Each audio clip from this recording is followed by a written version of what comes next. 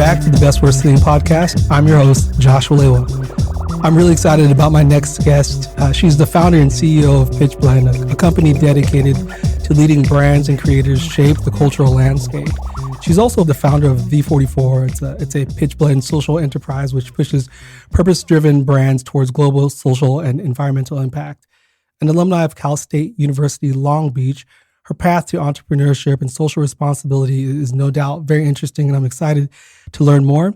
You can learn more about her at Pitchblend or at Go to The Love on Instagram, or you can find her website at www.pitchblend.com. That's pitchblend.com.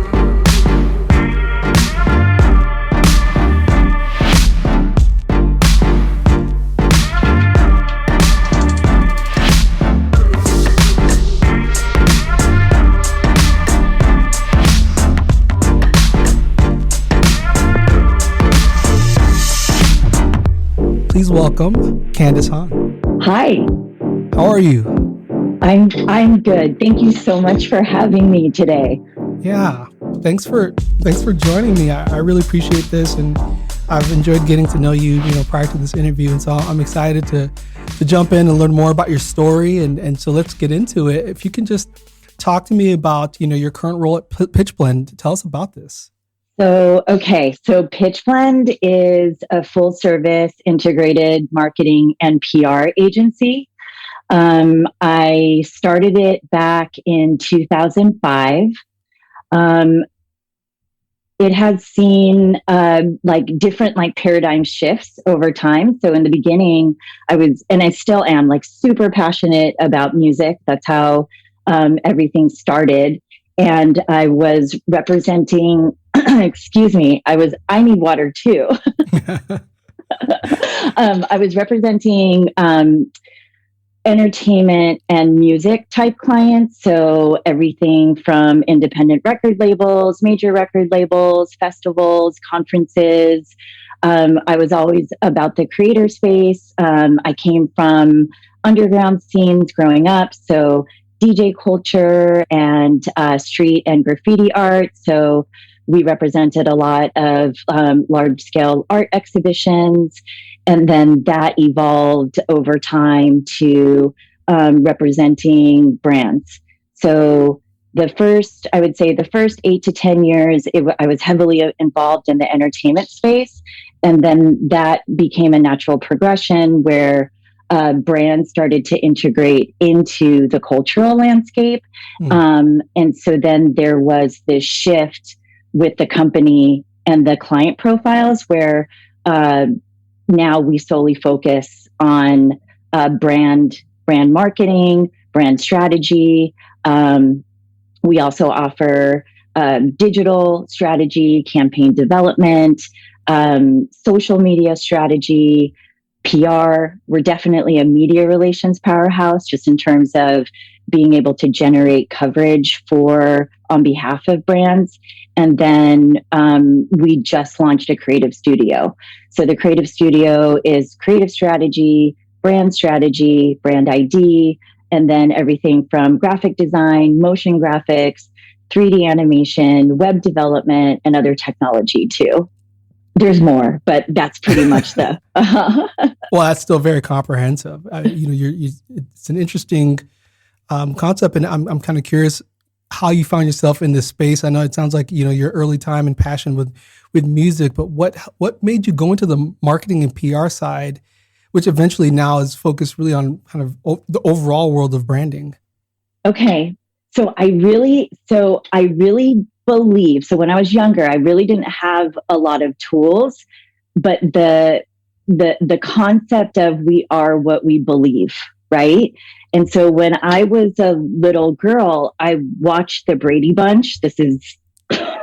I watched the Brady Bunch, and I saw, so the brothers and sisters, they got their big break, let's say. So the validation came from, they got this break, they were selected to be these dancers on a television show. And so then that was like an early formation, like success comes with these breaks, right? These major breaks is what I believe. Now, I know that that's not wholly true. Like that's not a part of my outlook and life practice. But then the whole time, so then there was this trajectory about like, I'm going to have this big break, or when am I going to have this break kind of thing. And so I was going to school to be a sound engineer. I was at Golden West. And then I realized, and so, okay, rewind. I was at Cal State Long Beach, from 18 to 22. And then I failed so miserably because I was raving and I was partying. And, eventually I got a letter where they invited me to leave college. It was an invitation to leave. All right. Yeah. And so then I pursued getting into music. I was studying to be a sound engineer. And then from that, though, is where my love for academia was born, because I had to finish. So when I went back to junior college after being kicked out of university, then I had to start taking classes in order to even get my sound engineering degree. And in that, my brain started to turn into a sponge. And so the classes that had to do with other disciplines outside of music started to really feed me. I grew up thinking I was not intelligent. I grew up thinking that I was a failure and a loser. So I didn't think that academia was a pursuit that fell in line with my intelligence. So then having been kicked out of college too, that kind of like confirmed like, oh, I'm not that smart when it comes to grasping information or education. All lies, like all the stories that I was telling myself. And then that time around, I started to there was a momentum when it came to the education piece. And then I started to pursue being an entertainment lawyer so that I can still work in industry. But then I wanted to further my academic career. And then from there, I went back to Cal State Long Beach. When I went back to Cal State Long Beach, I majored in journalism and I got a minor in political science. But within that journalism class, I had to take a public relations focused classes. Mm-hmm. And I didn't know what it was. I thought, what I knew about public relations was like, yeah, being social and throwing parties, but I didn't realize that it was an actual professional practice. And so we had to create a fake campaign for a real business. So the class was where you could apply what you've learned and then present to an actual corporation. And so then that corporation was Garden Burger. And they were like the earliest first veggie patty back in the day. I don't know if you remember it. I remember, yeah. You do? Okay. Mm-hmm. And so it was the marketing executives and the CEO that were at the presentation. And then they were represented by a PR company called Westbound Communications. And so all the kids presented, everybody really gave traditional solutions. And then my presentation was all digital. So it was about social media and it was the rise of MySpace and getting brands onto MySpace and talking about newsletter marketing and then I presented and then that was it. I moved on, still thinking I was going to be an attorney. And then about a month later, the PR agency and Garden Burger contacted me. And so, which is also just a sidebar. So Fifi, who was with the PR company, works with us now, which is so amazing. We went full circle. But she really helped launch the beginning of Pitchblend by by recommending that Gardenberger work with us. And then Gardenberger contacted, I went down there. Then they said, hey, we don't know what any of that was, but we know we want it. And I was like, you do? And they said, yes, we want everything that you talked about in your presentation. And so then that's how the company was born. And that was my Brady Bunch big break, my first big break after failing and floundering and trying. And so that was the first window into my entrepreneurship. You know, I've been thinking about this concept of persistence this last week. For some reason, it's come up a lot for me. And just listening to you talk about kind of those early days where you went through that time of, you know, not being really focused on academics and also making up the story in your head about not being intelligent or being a failure, and eventually fulfilling those beliefs by, you know, being invited to leave the university. It's interesting. What really stands out to me is you didn't just say, okay, I'm just going to go back to just partying hardcore and say, screw it, my life is truly a failure. Something in you made you go at least explore the sound engineering piece, at least. Right. Which opened up some other parts of your brain towards learning, and obviously influenced your ability and confidence to learn in other areas, which kind of landed you right back in this wonderful place you're in. And so I'm kind of curious about your take on why do you think you persisted? So I think the persistence, that is the authentic me, right? I think that the pain from believing that I am all of those, that negative chatter of being a loser and I'm a failure and I'm no good and I'm worthless and I have no value, that's trauma, right? And so I was in pain. The partying and the partying, because you know, just having in a past life, that pain, because I didn't have tools, I didn't have guidance, I didn't have the inner guidance either. I couldn't hear it because I was just drowned out in my trauma. But always the light was there, right? Even if it felt dim, even if it felt like I couldn't find it, that was my authentic self. That I am wildly curious. I always want to, you know, like push myself to see what I can do, right? I love to create challenges for myself that are non-work related. And so those are the, you know, like that part I was able to understand now is that's just who I am. And so that was in there fighting, you know, competing with the embedded trauma that I was experiencing too, the pain I was in. So it was just an inherently positive person, extremely positive, idyllic. That is authentically me. And so then really that is what carried me even through, you know, like long seasons of drug addiction, alcoholism, because I didn't have any tools. I was in pain. So then those were my pain killers, right? Until there was this unfolding.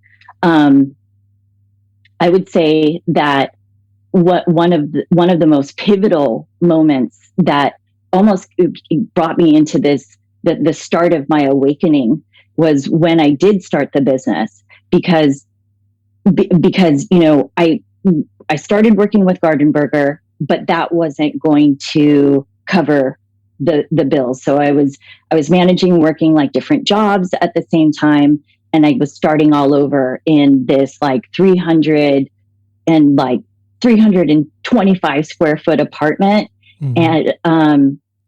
And it, you know, it was kind of the apartment itself.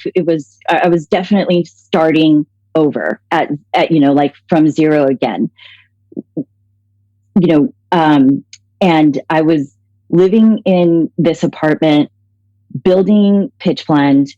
The apartment itself was pretty grim, right? The building itself was pretty grim. but there were people that lived in the apartment that that were part of my support system.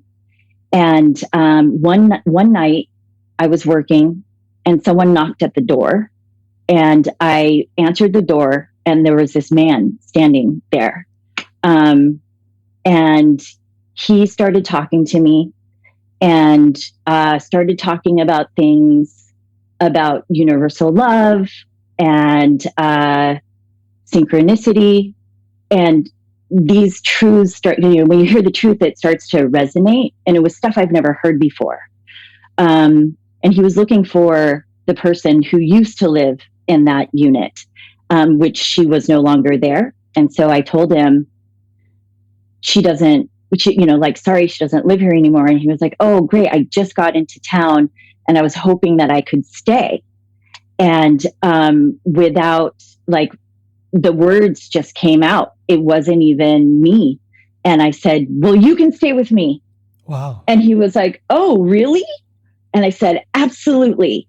And he was like, great. And he walked in, and then that was it. A stranger that I talked to for 15 minutes at the door. And he just sat on the couch, and his name is Nicholas. He was a marketer that came from American Express, also had his own marketing company in Boston. He calls himself the urban monk, right? Total eccentric cat. And he taught me the Bhagavad Gita. He taught me all about the quest of the Holy Grail. He taught me about Shakespeare.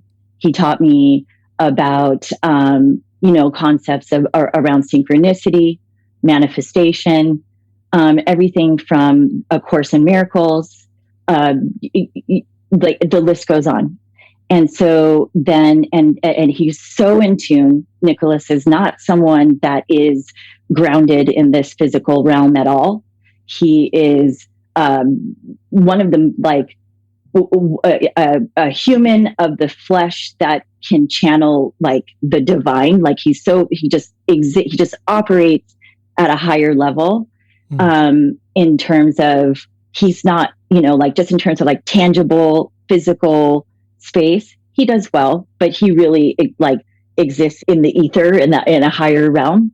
And so then that started to change me. Like there was a shift where I started to understand, because I didn't even have that foundation, a spiritual walk, to know that there is an unknown and an unseen, to understand, to create a life practice, where I can fill it with a belief system where I'm extracting truths from all different thought systems.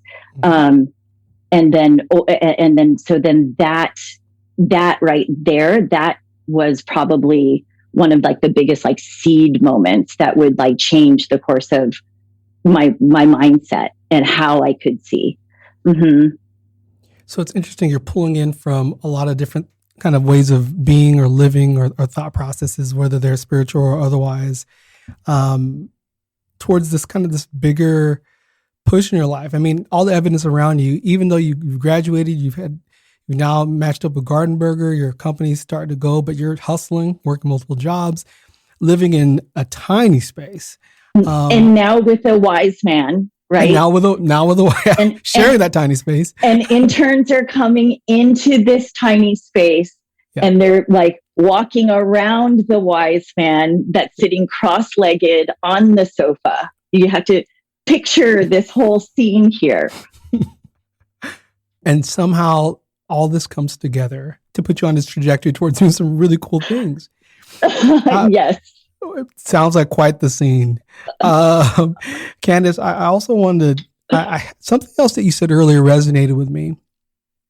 It was kind of, we are what we believe versus that big break moment. And, while the pitch you all did for Gardenburger seemingly was the big break moment. Right. But that to me seems to be what the tip of the iceberg. Yes. To me, what really stood out was the reset, the going back, the studying, the love of learning. And maybe even this is a part of it as well. The story you just told with Nicholas is it's all of those things that come together that really is the foundation for the product, right? The success.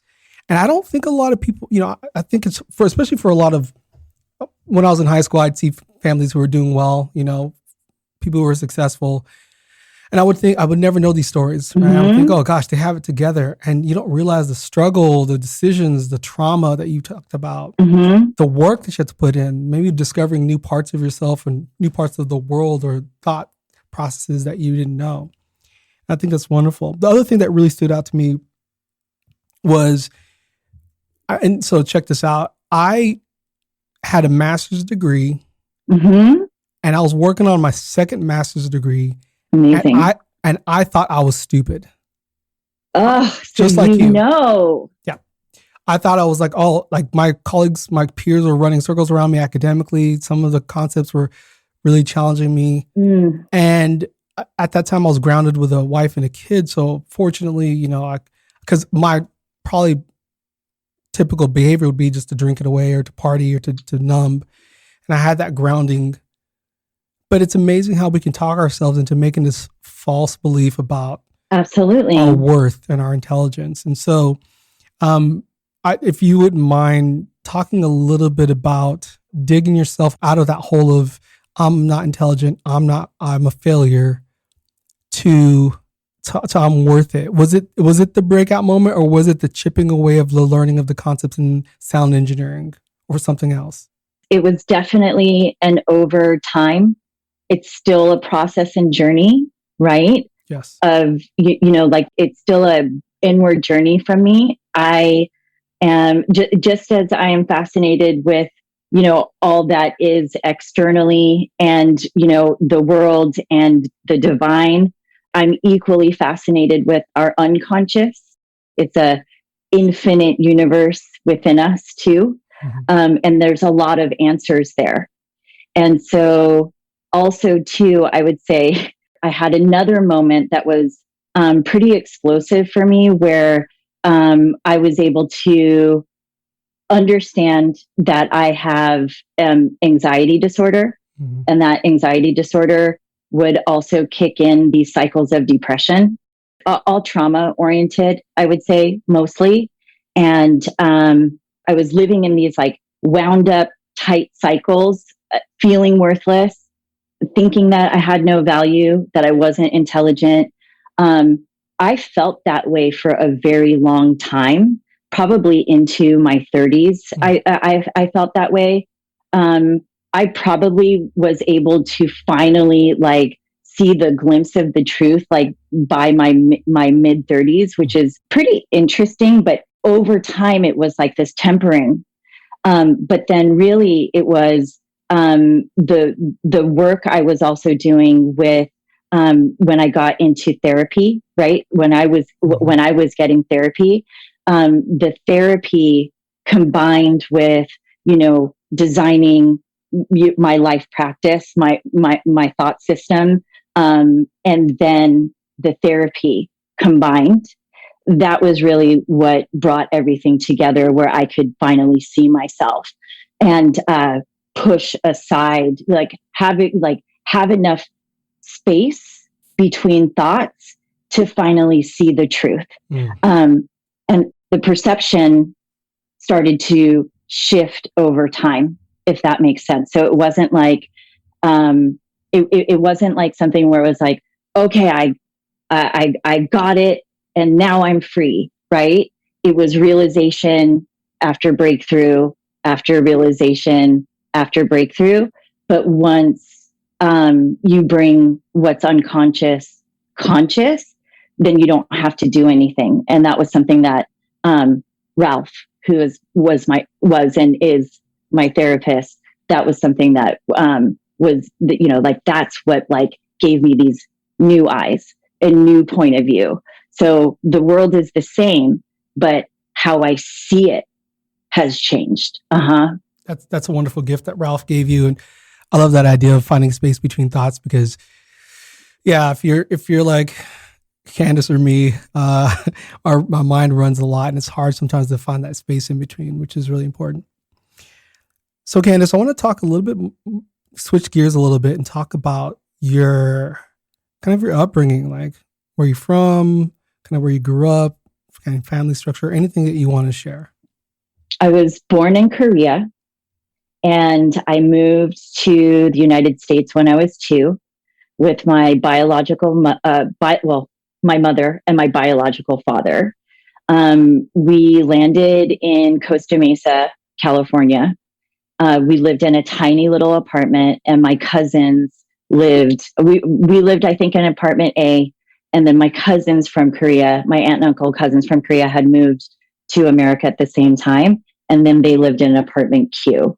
And so then from there, when I was about 3 or 4, my parents had split up and got a divorce. And then my mother got with my stepfather, who I call my dad. And so then that was the family unit. We lived in Costa Mesa for years, and then we moved to Huntington Beach. My father is an artist. My mother originally got her degree in fine art, wanted to pursue art, but ended up being an engineer at Hughes Aircraft. So that's their story. And then after, and then I lived in Huntington Beach through high school. And so those were like formative early years. Absolutely. Yeah. From Korea to Southern California, and you had the full Orange County spectrum. No doubt about that. Yes.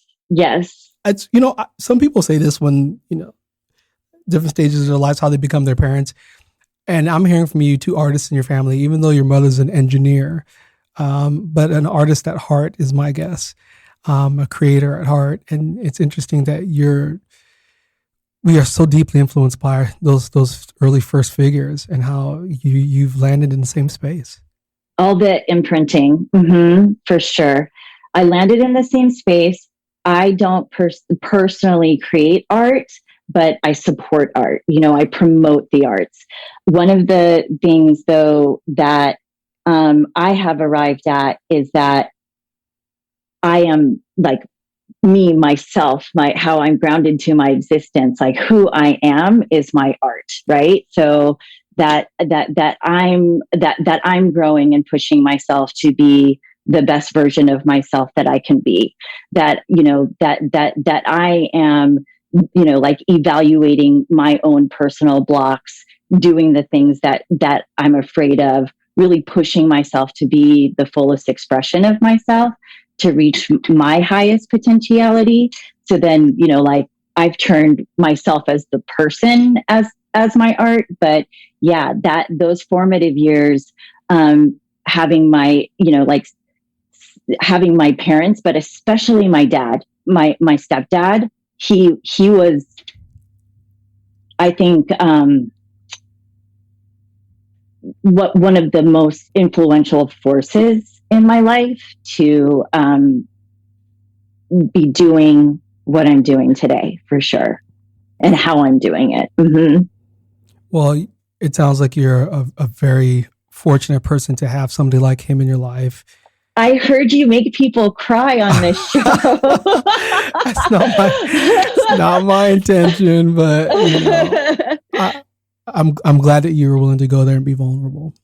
Thank you. So I have one more question before we take a pause into the big question. And that question is, if you could talk to us about the 44. Yeah. I'm so curious about that. Yeah. So the 44 is a subdivision under Pitchblend, and it is our social enterprise. And having worked in the space for almost 17 years at this point, I would say about maybe like 5 or 6 years ago, again, I'm constantly evolving, and I wanted to make my life, my profession align with my value system, and make my work, my actual life work. And so then this is the next step. So being able to apply all my knowledge, my resources, and expertise, but then apply it to something within commerce where I'm promoting good. So because I work in the consumer landscape, I really felt like I needed to do something more meaningful and purpose-driven in terms of being able to elevate the marketplace, being a part of, creating the acceleration of an inclusive marketplace. Sustainability, I know now, is this hot button topic because of how imminent, our climate crisis is. This was stuff that is not only just something that I care about from a marketing level, but from a lifestyle and principle level too. It is my love for planet, and how can I be a part of not only reversing, but then rerouting the direction that commerce can go, working with businesses to create solutions, re-navigate best practices, promote those new models to be able to, to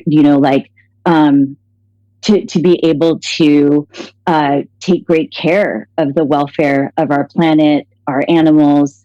Obviously I'm not perfect, but it's in my heart to do my best. And then also social purpose, right?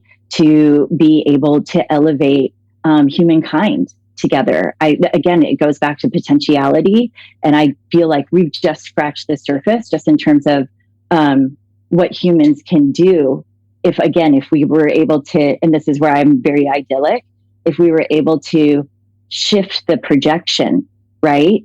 Because I think that just as easily as we can create war, just as easily as we can create corruption and create communities of greed, fear tactics, domination, we can also create a kind and beautiful and thoughtful and community inspired world.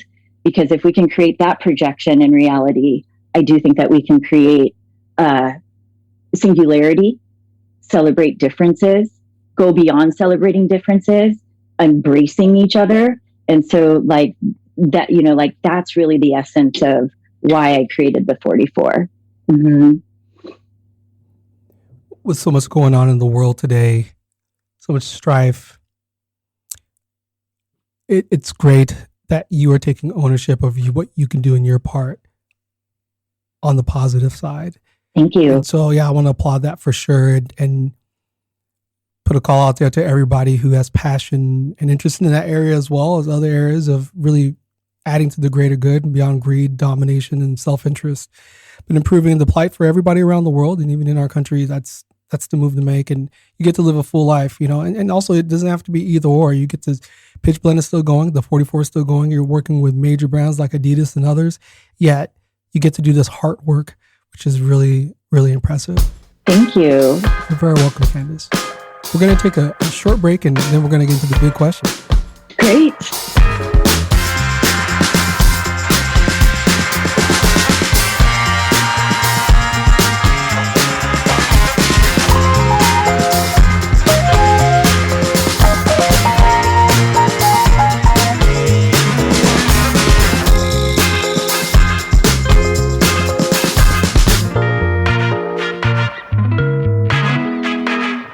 All right, as you know, if this is your first episode or first season of listening, or if this is your 24th episode, this podcast is called The Best Worst Thing. And so this is the point where we ask our guests to share a personal or professional story, either a setback or situation. And what we want to know is, what was the situation? How did you get through it? And what did you learn about that situation that you'd like for other people to take away from hearing your story? So, Candice Han, what was your best, worst thing? Okay. So it's funny because I always think that all the events in my life, even bad, were the best thing, right? But I would say one of the things that was one of my most recent best things. I was in a relationship. We great person. We just weren't equally matched, right? It was just not the right fit.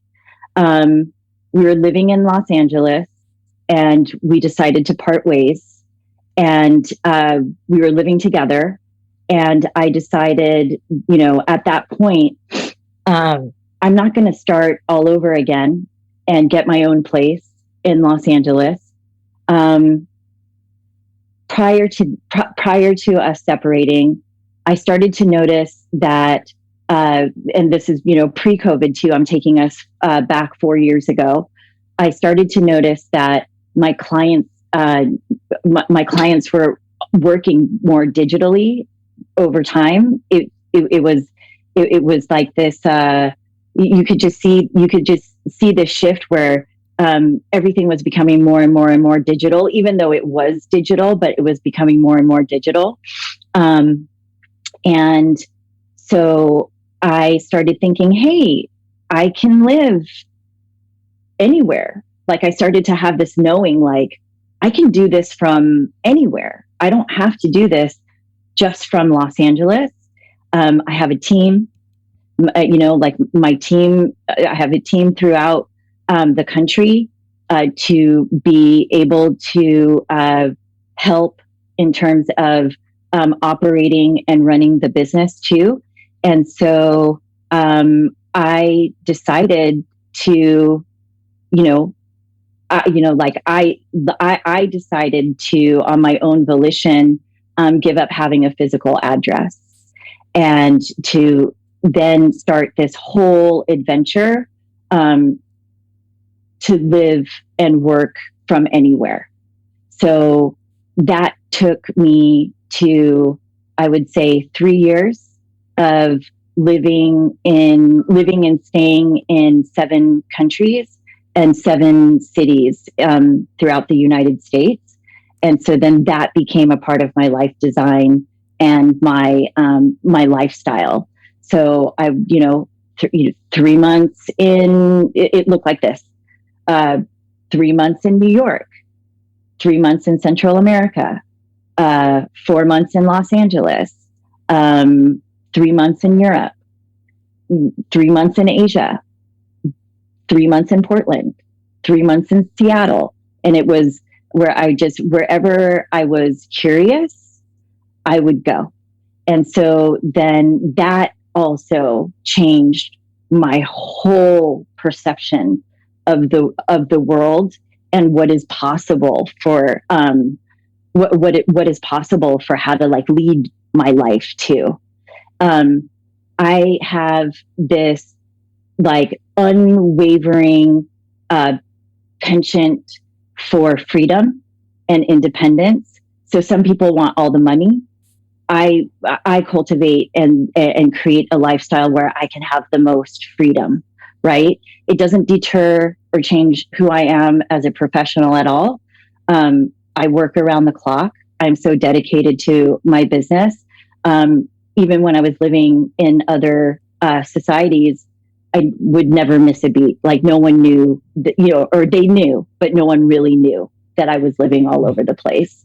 And then since the pandemic, I have been, with family stationary in South Carolina, which I really needed. The lifestyle also, it's adrenaline filled, right? Especially in societies where no one speaks English. Everything is in different, even different characters. They're not like Latin-based characters. In those environments, your brain is constantly like, "What's that? What's that? What's that? What's that? I haven't seen that. What is that? Are you okay? What's that?" So then, once the pandemic happened, like I was holed up in South Carolina.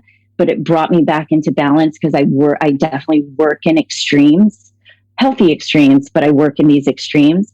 And so, so then it was kind of like this was kind of even like a much needed like break from that life.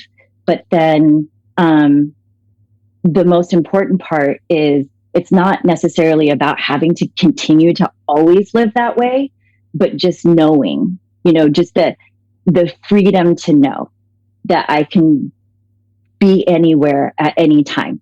Like if I want to go to Africa next week, the fact that I know that I can, that's what matters. Mm-hmm.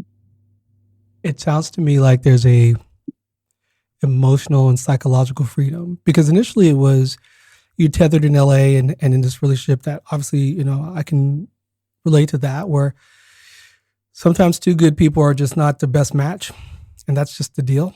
And, you have to go your separate ways. But it opened up the space for you.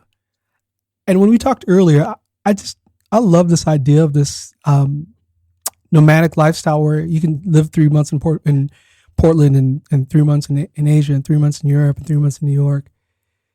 But I can also appreciate the high alert level of seeing new things and having new stimulus all the time, and realizing when you settled in South Carolina, oh, this is what it feels like to be still, and there's balance in it all too, right? There's something good about having some of this here for a little bit, having a little stability. Absolutely. Unintended consequence. Yeah. But I am picking up and headed to LA in a couple of weeks. So the adventure begins again. Yes. Yeah. The other piece about it is, even if like physically over the last year, you haven't been able to make the same type of moves, it is the freedom in your mind that's also important, which kind of relates to what we were talking about earlier about how the world is the world, and how we experience it is up to us. It really is. And so internally, if I need to go to Africa next week, I can go, right? If I need to go out back to California in a couple of weeks, I'm going. Right. And that's such a wonderful freedom to have. It's just amazing the strength of the mind and that ability, and how you've been able to flip what some people would think would be a very difficult situation to freedom, to true freedom, mm-hmm. which is incredible. And whatever each person's definition of that is. So, this is my version, and it fuels certain needs and desires and vision that I have. But everyone has their own expression of what that means. There's, varying degrees of what freedom means to people. And I love that we can play with that. Absolutely. And we get the rest of our lives to play with that concept, which is wonderful. Mm-hmm. So Candice, listen, you have been so generous with your time and wonderful. And I appreciate this and our previous conversations and even the conversation before the interview. You're just so easy to talk to. And Thank you. You are too. Yes. Wow. Thank you so much for having me on too. I really had fun. Absolutely. Can you tell the listeners one more time what's the best ways to get a hold of you? Okay. So it's at Go to the Love on Instagram, at Pitchblend on Instagram, and then you can visit our website at pitchblend.com. That's wonderful. Thanks again, Candice.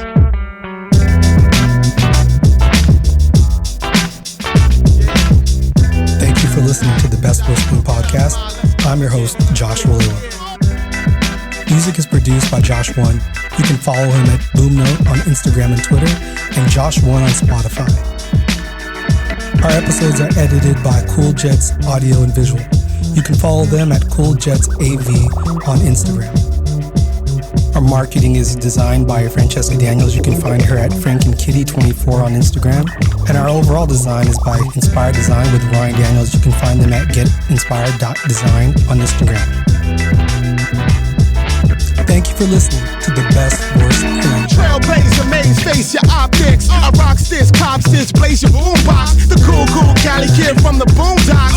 Bounce to your hood like Chaka with a crime on. Independent thing to play a beat, I get my rhyme on. So when I strut on a path to perfection, city to your borough, to your town, to your streets. Keep your party live, Josh One got beats out of nature. Grazer, Oakland, strays to Asia. Hits like Fraser, force of Fantasia. Move through your suburbs.